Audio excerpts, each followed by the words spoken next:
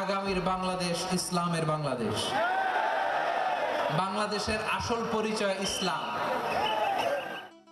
কেন দেশ ছাড়তে বাধ্য হয়েছিলেন মাওলানা মিজানুর রহমান আজহারী?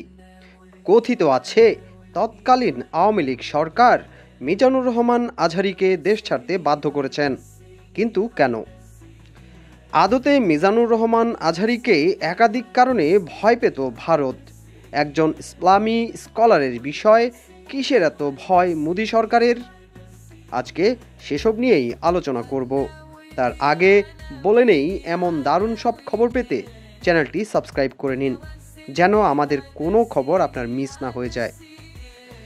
জনপ্রিয় ইসলামী বক্তা মাওলানা মিজানুর রহমান আজহারী প্রায় 4.5 বছর পর দেশে ফিরেছেন। গত 2রা অক্টোবর তিনি মালয়েশিয়া থেকে ঢাকায় ফিরে সামাজিক যোগাযোগ মাধ্যমে একটি পোস্ট দিয়ে দেশে ফেরার খবরটি জানান। তিনি লিখেছিলেন, আলহামদুলিল্লাহ, সহি সালামতে প্রিয় মাতৃভূমিতে এসে পৌঁছালাম। পরম করুণাময় এই প্রত্যাবর্তনকে বরকতময় করুন, সকলের কাছে দোয়ার নিবেদন। তবে এই দীর্ঘ সময় তিনি কেন দেশের বাইরে ছিলেন এবং কী কারণে 2020 সালের ফেব্রুয়ারি মাসে হঠাৎ দেশ ছাড়তে বাধ্য হয়েছিলেন, সেই প্রশ্ন এখন সকলের মনে। তার দেশ ত্যাগের পেছনে প্রকৃত কারণ বিভিন্ন সূত্র থেকে জানা যায়। কিছু রাজনৈতিক ও সামাজিক কারণেই তাকে দেশ ছাড়তে বাধ্য হয়েছিল।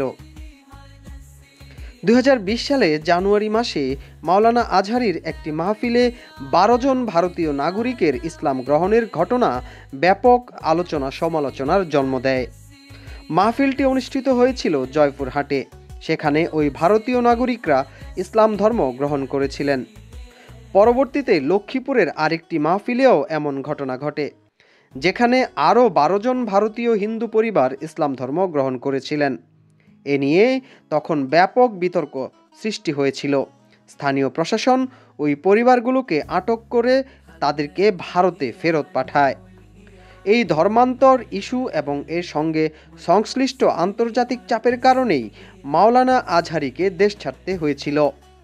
বিশেষ করে ভারত সরকারের চাপের মুখে তৎকালীন আওয়ামী লীগ সরকার তাকে দেশ থেকে বাধ্য করেছেন বলে বিভিন্ন সূত্র থেকে দাবি করা হয়েছে।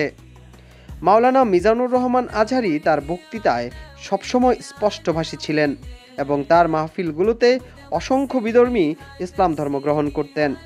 তার ভক্তদের মতে তিনি শুধু সাধারণ মানুষের নয়, দেশের ভণ্ডপীর ও মুরিদপন্থীদের বিরাগভাজন ছিলেন। তারা মনে করেন ভণ্ডপীরদের ষড়যন্ত্র ছিল এই দেশত্যাগের পেছনে। অন্যদিকে তৎকালীন ধর্ম প্রতিমন্ত্রী তাকে জামায়াত সংশ্লিষ্ট বলেও ট্যাগ করেছিলেন, যা আরও বিতর্কের জন্ম দিয়েছিল। এসব রাজনৈতিক ও সামাজিক চাপের সম্মুখীন হয়ে মাওলানা মিজানুর রহমান আজহারী দেশ ছাড়তে বাধ্য হয়েছিলেন। দেশত্যাগের ওই বছরেই অর্থাৎ 2020 সালের ফেব্রুয়ারি মাসে মাওলানা আজহারী ফেসবুকে একটি পোস্ট দিয়ে জানান, পারিপার্শ্বিক কারণে তিনি ওই বছরের তাফসির প্রোগ্রাম বন্ধ করেছেন এবং রিচার্জের কাজে মালয়েশিয়ায় ফিরে যাচ্ছেন। তিনি লিখেছিলেন, মার্চ পর্যন্ত আমার বাকি প্রোগ্রামগুলো স্থগিত করা হলো। আল্লাহ রাব্বুল আলামিন সুযোগ দিলে আবারও দেখা হবে, কথা হবে ইনশাআল্লাহ। এরপর থেকেই মাওলানা আজহারী মালয়েশিয়ায় অবস্থান করেন, তার গবেষণা কাজে মনোনিবেশ করছিলেন। তার ভক্তরা মনে করেন দেশ বিদেশের মানুষ তার আলোচনা থেকে উপকৃত হয়েছে এবং ভবিষ্যতে তাকে আরও গুরুত্বপূর্ণ ভূমিকা পালন করতে হবে। অতঃপর মাওলানা মিজানুর রহমান আজহারী দেশে ফিরে আসায় তার ভক্তদের মনে আনন্দের জন্ম নিয়েছে। দীর্ঘ 4.5 বছর পর তিনি দেশে ফিরে আবারও ইসলামী দাওয়াতের কাজে মনোনিবেশ করেছেন। দেশে ফিরেই তিনি কক্সবাজারের পেকুয়ায় মাহফিল করেছেন। ওই মাহফিলে কয়েক লক্ষাধিক মানুষ হয়েছে বলে ধারণা করা হয়েছে। প্রিয় দর্শক, ভিডিও সম্পর্কে আপনার মতামত জানিয়ে দিন কমেন্ট করে। News desk, news plus.